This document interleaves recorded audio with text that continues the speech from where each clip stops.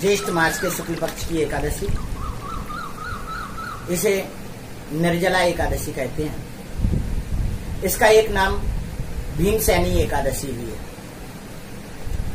यह एकादशी व्रत इस बार 2 जून मंगलवार को है। 3 जून को बुधवार में इसका पारायण होगा और एकादशी का पारायण जैसा हम पहले भी बताए द्वादशी में हो जाना चाहिए। तो 3 जून को द्वादशी 9 बजे तक है, ये विशेष रूप से ध्यान देना है आपको। सुबह 9 बजे तक व्रत का पारायण कर लेना है आपको, ठीक है। अब एकादशी व्रत कैसे रहना है? ये जो एकादशी है, इस एकादशी में निर्जला व्रत करना चाहिए। निर्जला यानी जल नहीं लेना।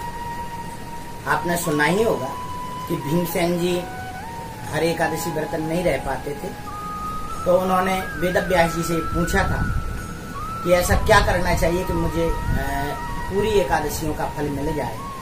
तो वेदव्यास जी ने भीमसेन को बताया था कि जेठ मास के शुक्ल पक्ष की एकादशी का व्रत करना निर्जला, तो आपको पूरे वर्ष की एकादशियों का फल मिल जाएगा। तो वही ये निर्जला एकादशी है। पर इसका मतलब ये नहीं है कि आपको नहीं करना है।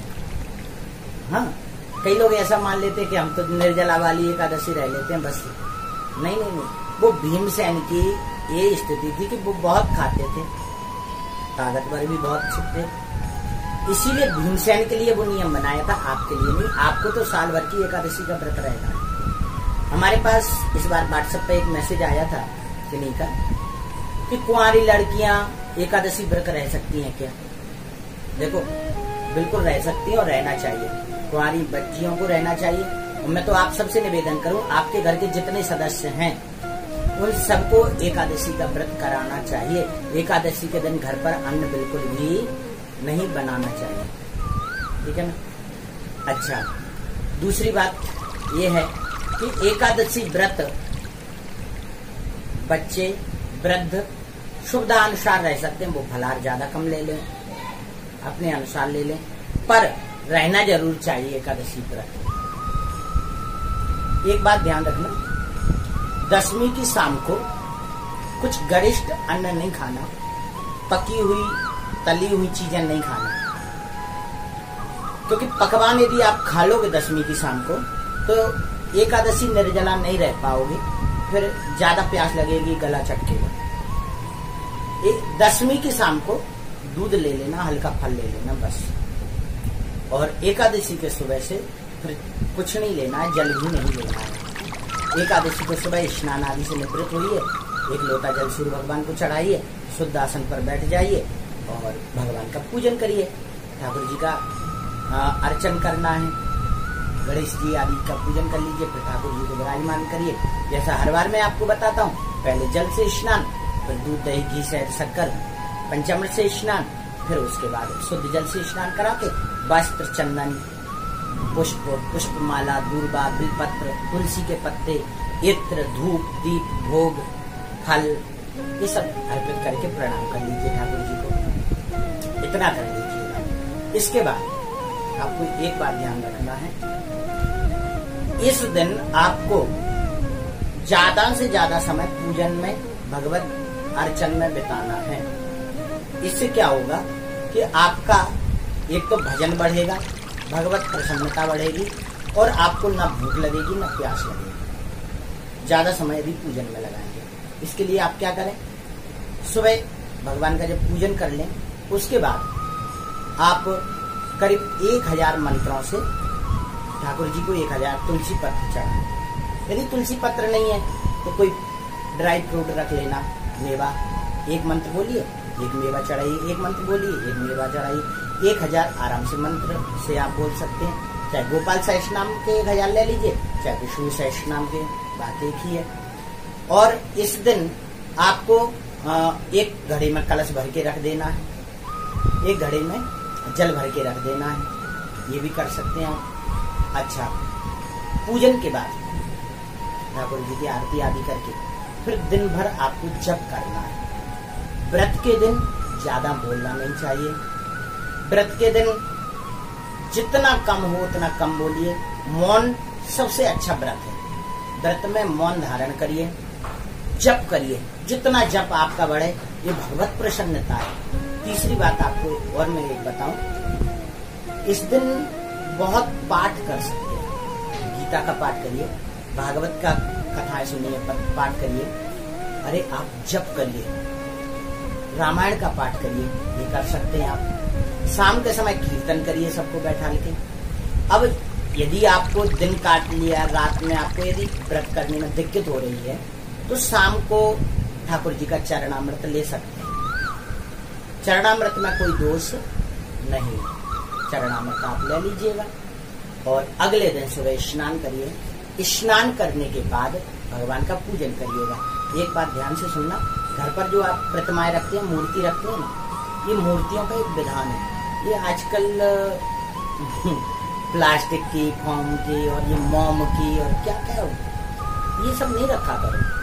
मुल्तानी मिट्टी, ये कौन सी मिट्टी आती है, इन सब चीजों की नहीं रखना चाहिए। मिट्टी की, गाँव की मिट्टी की मूर्ति बना के रख लीजिए। वो यदि नहीं, पत्थर की रख लीजिए, सोने की मूर्ति रखिए, चांदी की, पीतल की, तांबे की, लकड़ी की आप मूर्ति रख लीजिए।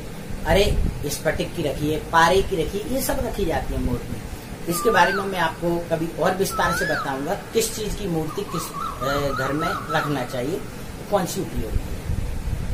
पूजन करिए भगवान का और इस तरह से व्रत करिए।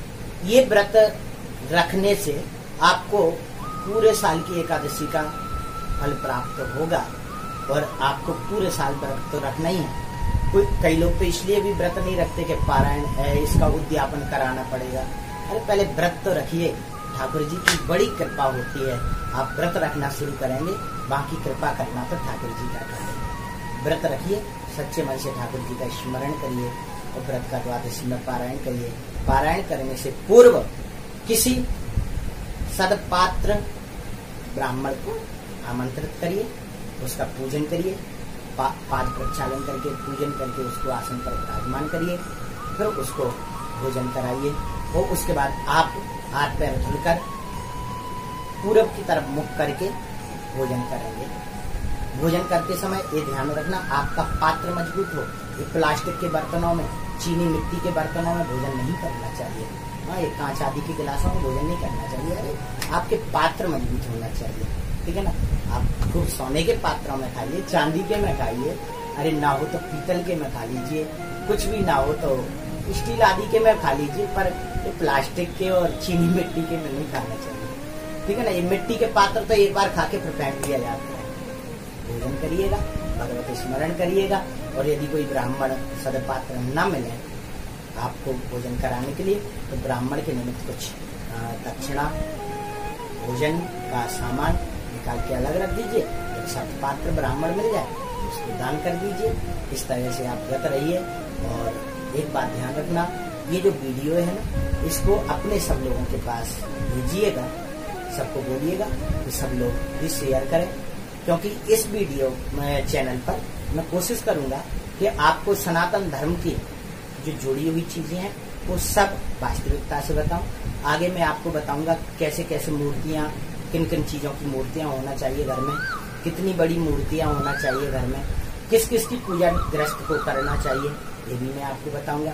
और पूजन के बारे में कोई भी आपको शंका है, ये आध्यात्मिक जगत से जुड़ी कोई भी शंका है आपको, आप हमें व्हाट्सएप पर बताइएगा, डाल दीजिएगा अपना प्रश्न लिखकर व्हाट्सएप पर और मैं आपका इसी तरह वीडियो से उत्तर दूंगा, तो ज्यादा अच्छा रहेगा।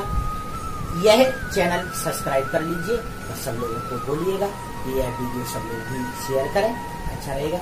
इसी के साथ आशा करता हूँ आप भी बहुत अच्छे से व्रत रहेंगे। जय श्री कृष्णा, जय श्री राम।